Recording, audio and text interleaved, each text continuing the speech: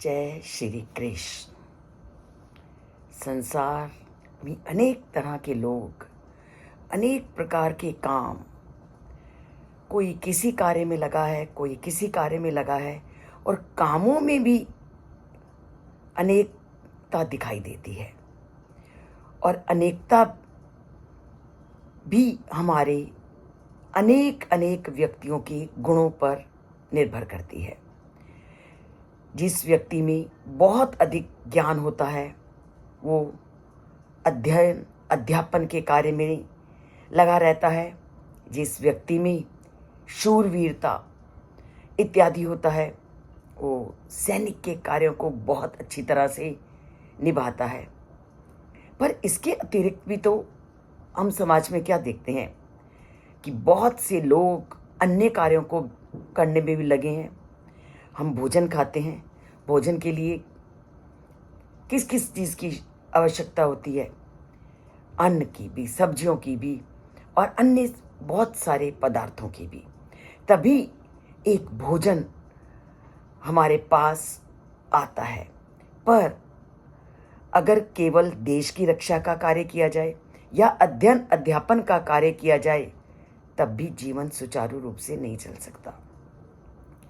जीवन चलता है जब विविध प्रकार के लोग अनेक प्रकार के कार्यों को करते हैं।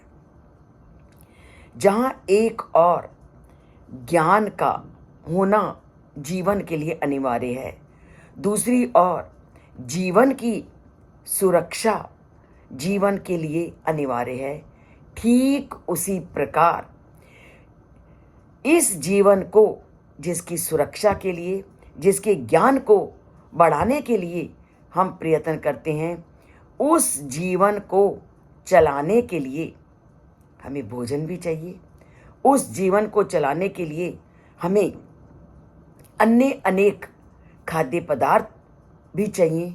और उन खाद्य पदार्थों को, उन चीज़ों को उत्पन्न करने वाला या उन चीज़ों के कार्य करने वाला कौन कहलाता है, उसके बारे में श्री कृष्ण आज के श्लोक में कहते हैं।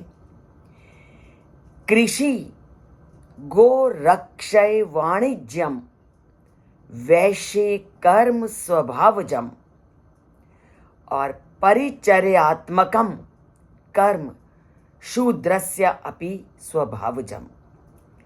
इस श्लोक में श्री कृष्ण ने वैश्य के भी और शूद्र के भी गुणों का पूरी तरह से वर्णन कर दिया। और ये दोनों भी समाज के महत्वपूर्ण अंग हैं।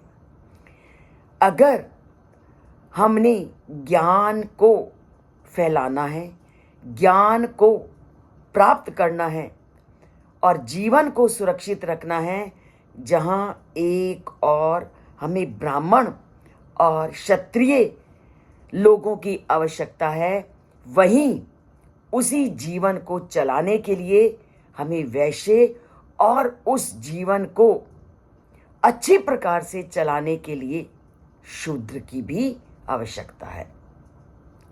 अगर कोई श्रम नहीं करेगा, अगर कोई सेवा का काम नहीं करेगा, तो क्या समाज में स्वच्छता आ सकती है? आप खुद देखिए कि एक दिन अगर घर में सफाई कर्मचारी या मोहल्ले का सफाई कर्मचारी नहीं आता, या वो लोग, जब आपने बीच के दिनों में देखा होगा कि वो लोग हड़ताल में चले गए थे, तो सड़कों की और घरों में जो हमारा इतना वेस्ट चीज़ें इकट्ठी हो जाती हैं, अवशिष्ट पदार्थ इकट्ठे हो जाते हैं, उनको ले जाने वाला कोई नहीं होगा। समाज में अगर कोई महत्वपूर्ण भूमिका निभाता है तो वो निभाता है हमारे शूद्र वर्ग। अगर समाज में शूद्र वर्ग अपना कार्य करना छोड़ दें तो गली मोहल्लों की और घर की क्या स्थिति होगी, इसकी कल्पना आप उन दिनों में करो जब ये लोग अपने कार्य को नहीं करते, या 2 या 3 या 4 दिन ये आपके घरों में कूड़ा इत्यादि उठाने नहीं आते। तो समाज में सबसे महत्वपूर्ण स्थान शूद्र का है। इसीलिए श्री कृष्ण कहते हैं, कृषि गो रक्षे वाणिज्यम वैश्य कर्म स्वभावजम परिचर्यात्मकम कर्म शूद्रस्य अपि स्वभावजम।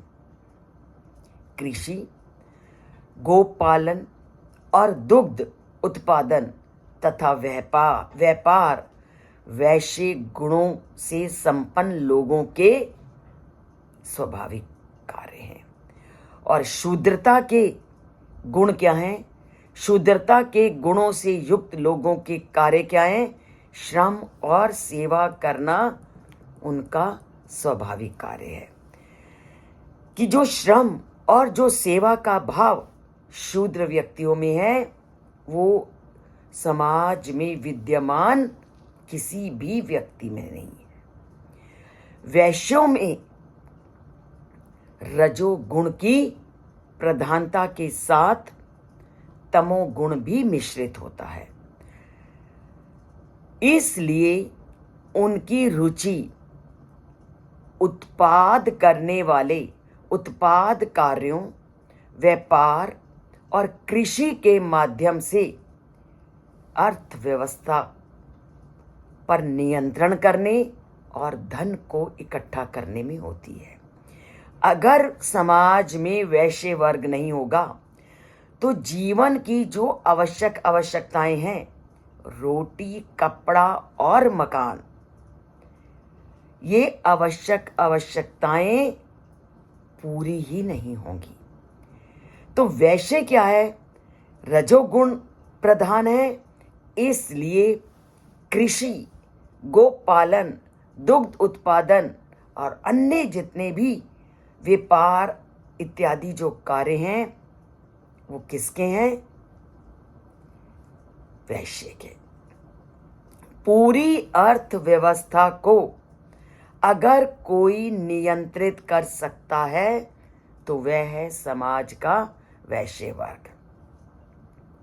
और यही एक ऐसा वर्ग है जो ना केवल अर्थव्यवस्था को केवल संभालता है, अपितु समाज के अन्य वर्गों के लिए यह रोजगार को भी उत्पन्न करता है।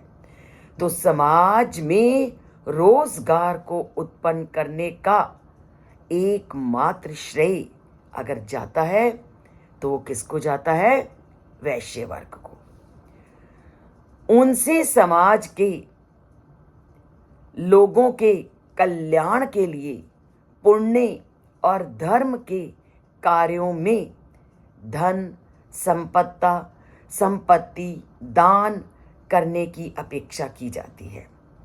आप देख लीजिए, जितना भी देश में जब संकट आता है तो यही जो व्यापारी वर्ग होता है वही देश को इस संकट की परिस्थिति से उबारता है, क्योंकि वही संकट की परिस्थिति में लोगों के कल्याण के लिए सबसे आगे आकर के अपनी भूमिका निभाता है।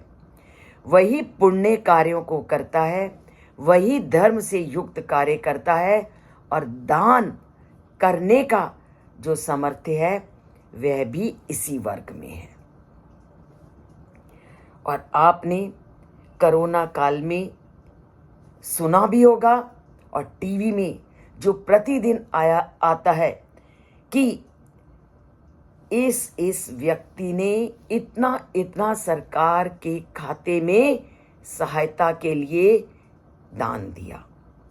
हमारा, जिसको कि आप फिल्म इंडस्ट्री कहते हो, उन लोगों ने भी अगर जिन के पास संपत्ति थी, जब ये कोरोना काल आया, उन्होंने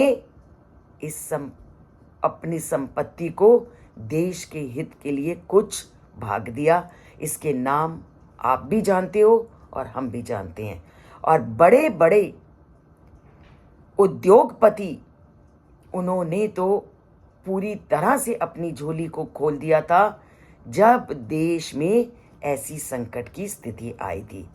तो श्री कृष्ण ने ये बात लाखों साल पहले ही लोगों के सामने बता दी कि अगर कोई पुण्य का कार्य करता है, अगर कोई कल्याण का कार्य करता है या दान देता है, वो केवल एक ही वर्ग है और वो है हमारा वैश्य वर्ग। वैश्य वर्ग ही कल्याण, दान और पुण्य के कार्यों में सबसे अधिक लगता है और ये आपने अपनी आंखों से इनके उदाहरणों को आपने कोरोना काल में देखा है। अब धन संपत्ति और दान में जहां हमारा वैश्य वर्ग बढ़ चढ़ कर के हिस्सा लेता है, वहीं जो शूद्र वर्ग है वो अपनी सेवाएं दे करके कठिन परिस्थिति में लोगों की सहायता करता है। उनकी रुचि चाहे विद्वत्ता प्राप्त करने और प्रशासनिक कार्यों या व्यवसायिक कार्यों में ना हो, पर देश की उन्नति के लिए समाज को जो वो सेवा प्रदान करते हैं वो कोई भी वर्ग प्रदान नहीं कर सकता। आप छोटे से उदाहरण से देखिए, घर में अगर किसी सदस्य का स्वास्थ्य खराब हो जाता है और वो बेड पे आ जाता है और वहीं पर वो सभी प्रकार की क्रियाएं करने लगता है, 1-2 दिन के बाद आपको उस काम को करने के लिए मन नहीं करता और आपके मन में आता है कि मैं इस काम को कैसे करूं, और उस काम को पूरी निष्ठा से कौन निभाता है?